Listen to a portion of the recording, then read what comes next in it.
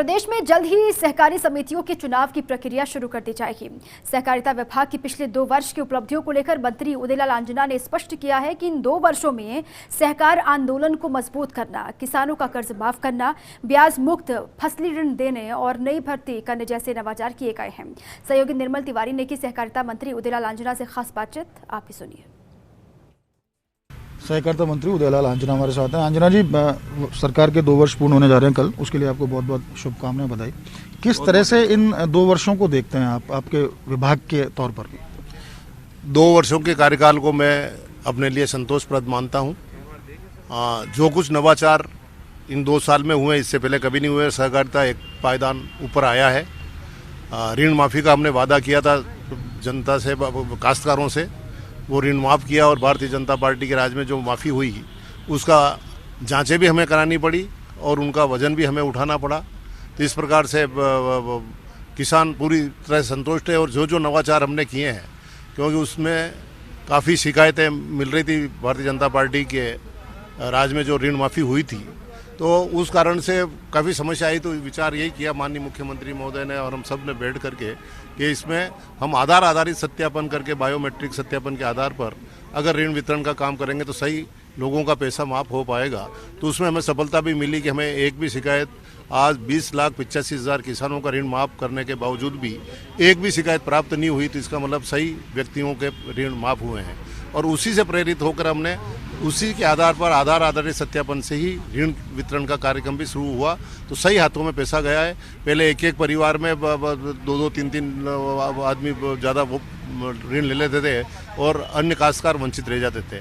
तो सही हाथों में पैसा गया है। इस कारण से 12,27,000 नए किसान भी हमारे सहकारिता विभाग से जुड़े हैं, GSA से जुड़े हैं। तो हमें काफ़ी संतोष है कि हमने ठीक काम किया है। बैंकों में कमी थी तो हमने कर्मचारियों की भर्ती भी की है, जिसमें 715 पदों पर नई भर्ती हुई है। समर्थन मूल्य समय पर खरीद किया है।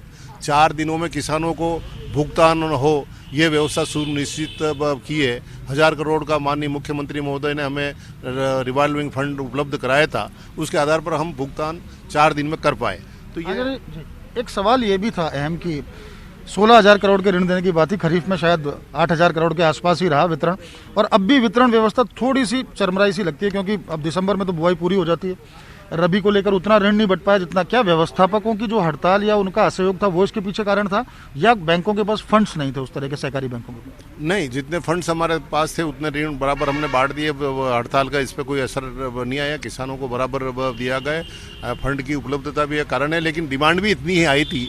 जो उनकी MCL होती है उसके आधार पर ही हम ऋण देते हैं और जितनी मांग आई उतनी पूरी कर दी है। बाकी जो किसान रुके हुए हैं उनके कोई न कोई अड़चन है, वो डिफ़ाल्टर हैं, उनका लेन देन क्लियर नहीं रहा, ऐसे कुछ छोटी मोटी अड़चन है, उनको भी दूर करने का प्रयास कर रहे हैं। लेकिन हमने ऋण बांटने में कोई कोताही नहीं की। हड़ताल से इस पर कोई असर नहीं पड़ा। किसानों को बराबर ऋण दिया है और MCL के आधार पर ऋण दिया है।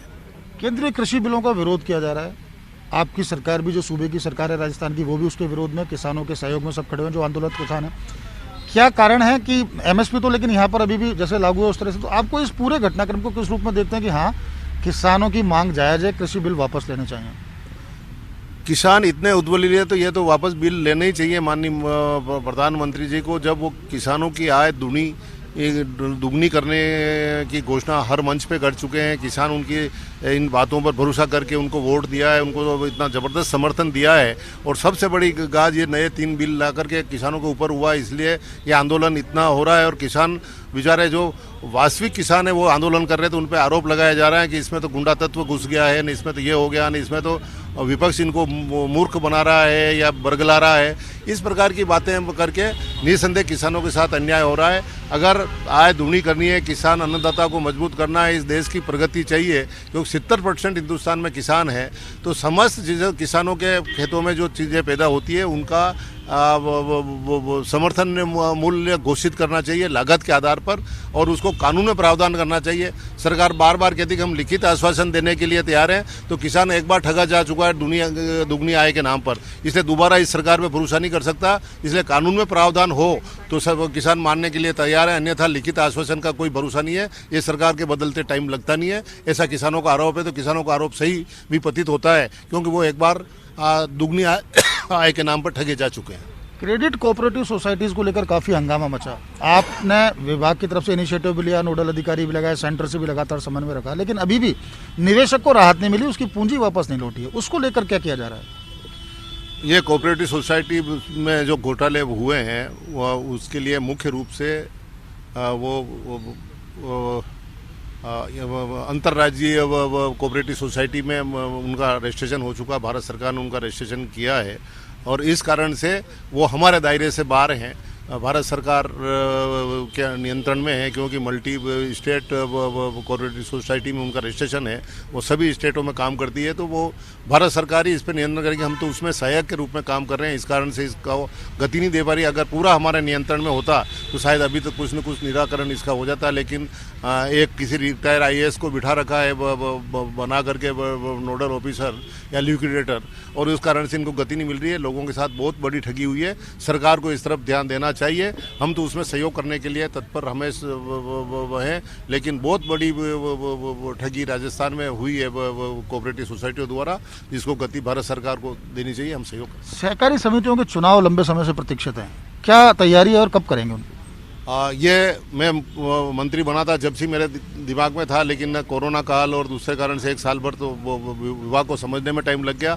अभी सब जगह चुनाव चल रहे हैं, कोरोना काल की वजह से भी लंबित रहा मामला, और अब पंचायती राज के चुनाव वो हो गए हैं, स्वायत्त शासन विभाग के चुनाव हो गए हैं, तो सब चुनावों से फुर्सत होते ही अभी जल्दी से जल्दी चुनाव कराने का मन बना रखा है।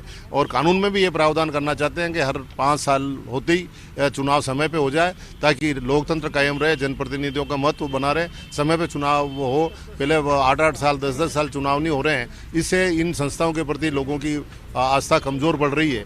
इसलिए समय पे चुनाव कराने का प्रावधान भी कानून में कर देंगे, और इन पंचायती राज के चुनाव से अब निवृत्त हो चुके हैं, तो जल्दी से जल्दी इसकी प्रक्रिया शुरू कर दी गई है, तो चुनाव जल्दी कराएंगे। एक अंतिम सवाल, पिछले दिनों ये देखने को मिला कि जो दुर्घटना बीमा था उसको लेकर उसकी एजेंसी जो हायर की थी, जिस कंपनी से बीमा कराना था, उसको लेकर काफ़ी विवाद भी रहा, कुछ अधिकारियों को भी बदला, खासकर अपेक्स बैंक की बात करें, क्या पूरा कारण रहा और इसमें आपकी जो भूमिका रही किस तरह से रही कि हाँ पारदर्शी प्रशासन हो और तमाम जो विसंगतियाँ दूर हों? निस्संदेह उसमें बीमे में काफ़ी विलम्ब हुआ, जिसके क्वेश्चन भी लगे, लेकिन ये अधिकारियों के लेवल पर भारी गड़बड़ रही, इसलिए उसको यहाँ से हटाना भी पड़ा। उनके खिलाफ कार्रवाई भी हुई, इंक्वायरी भी हुई, सरकार ने भी माना इसको कि हाँ गड़बड़ हुई है। अधिकारियों के लेवल पर काफ़ी विलम्ब हुआ, इसका तो मुझे भी दुख है। विधानसभा में मैंने यही कहा है, लेकिन अब इंश्योरेंस सबका कर दिया गया है, प्रीमियम कट रही है। बहुत बहुत धन्यवाद आंजना साहब। तो आप देख सकते हैं, आप हैं उदयलाल आंजना जी, सीधे तौर पर कहते हैं कि सहकार आंदोलन को मजबूत किया जाएगा, जो तमाम विसंगति थी वो भी दूर होंगी, और 2 वर्ष की जो उपलब्धि के तौर पर उन्होंने काफ़ी कुछ कहा। अच्छी बात ये रही कि उनका सीधे तौर पर कहना है कि जल्द ही सहकारी समितियों के चुनाव करा लिए जाएंगे, ताकि सहकार आंदोलन को प्रदेश के अंदर मजबूती मिले। कैमरा पर्सन इकबाल के साथ Nirmal Tiwari, First India News, Jaipur.